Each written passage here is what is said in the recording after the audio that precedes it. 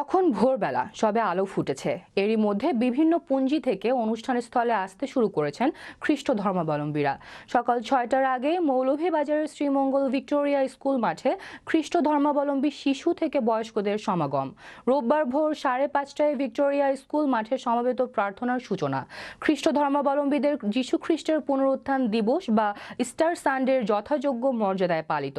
রেভাজন bright গাজীর সঞ্চালনায় সমবেত প্রার্থনা অনুষ্ঠানে ফাদার রেভা জেমস শ্যামল গমেজের সভাপতিত্বে এ সময় প্রধান বক্তা হিসেবে উপস্থিত ছিলেন রেভা টমাস রয়।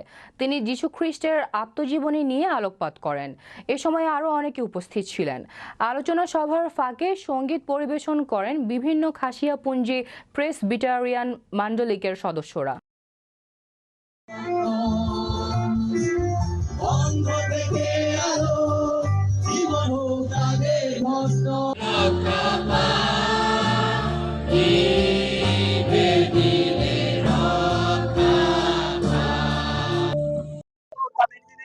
আমরা চাই যারা সবাই নতুন আশা নিয়ে, নতুন ভালোবাসা নিয়ে, সত্য নিয়ে জীবনযাপন করি। সেই পুনরুত্থানের সেই সত্য